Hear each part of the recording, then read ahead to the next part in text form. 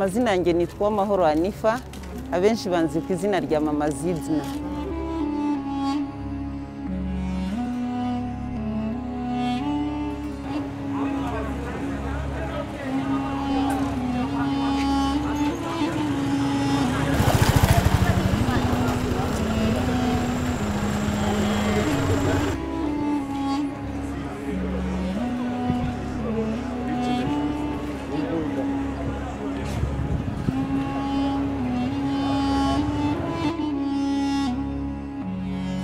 Aka kazi kanjye ni akazi ko gucuruza isambusa z'ibirayi, abenshi babizi ku izina ry'ibiraha.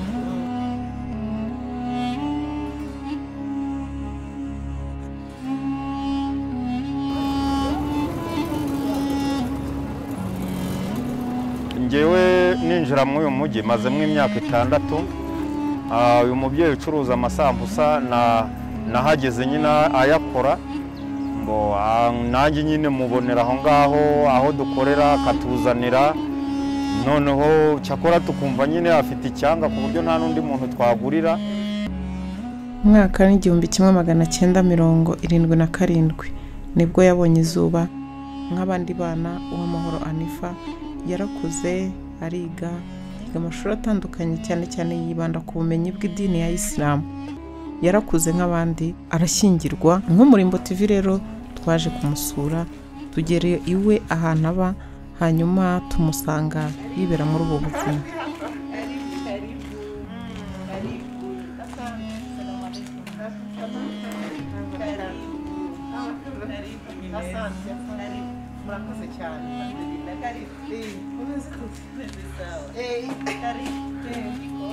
We n'umugabo we batwakira neza, tubasanga bari mu mirimo yabo itandukanye ya buri munsi.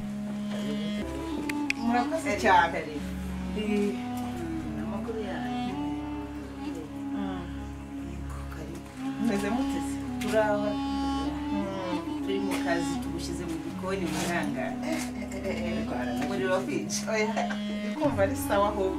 Batubwira ko nk'ibisanzwe nk'abandi bose mu kazi kabo ka buri munsi barabyuka bagategura akazi kabo, bakora amasambusa, abenshi bakunda kwita ibiraha, amasambusa y'ibirayi. Niko kazi bakora, niko kazi kabatunze.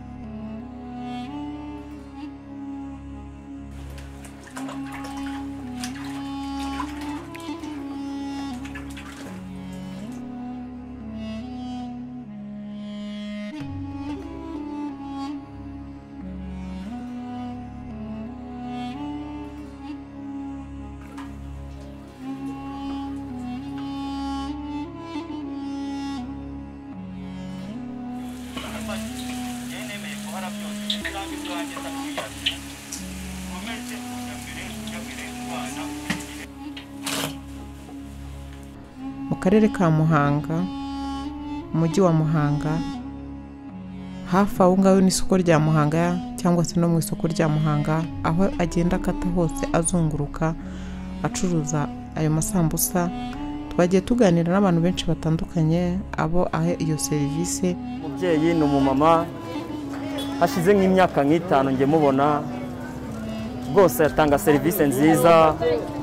Mbona iyo batari kumubona bagenzi be bahangayitse, buri wese ubusanga anyura hambaza hano ndi gucuruza mitiyu, Mama Zidi ari hehe, turabona isambusa gute.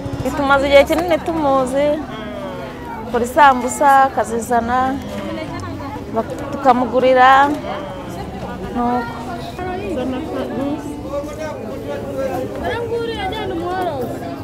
ziba ziryoshye. Umubyeyi imyaka 3 ishize njyana mu mujyi mbega narahamusanze. Niwe muntu dukunda kugura twese hanga ko akunda kuza mu gitondo cyangwa se nimugoroba tumaze gukora mbega turamugurira turanamukunda kuko no ku irayidi ni umwisilamu ajya akunda kuza kuduha cyane. baratubwira bati mu by'ukuri ni umumama mwiza, ibyo akora ni ukubura uko agira ariko bongeraho ko bitamubereye bakavuga bati ntabwo bimubereye, ariko wamureba nyine ukabona atarakwiriye gucuruza nk'ayo masambusa, yagakwiriye kuba wenda afite nk'ukundi kuntu yakwigenza, yagakwiriye kuba yahindura n'imikorere, ariko bitewe wenda n'uburyo yaba afite igishoro runaka gikeya avuga uti nyine ndagumya ncuruze twa dusambusa abana baramuke, ariko ntibibujije kuko yabona nk'igishoro cyangwa nk'umuterankunga kamutera inkunga, nawe mbona uko mu mishakishirize mbona umuteye inkunga nyine yakora nk'uko n'abandi bakora. Ni igishoro gikeya, umuntu yamusaba wenda yabona n'ikisumbuye akagira ikindi kintu akora, ariko ntabwo bimubereye rwose kwirwa no mu muhanda. Nyuma nawe rero twaje kuganira nyir'ubwite, tuganira atubwira byinshi, aratubwira ati nishimira imirimo nkora kubera ko ndi umwemeramana nemera igeno.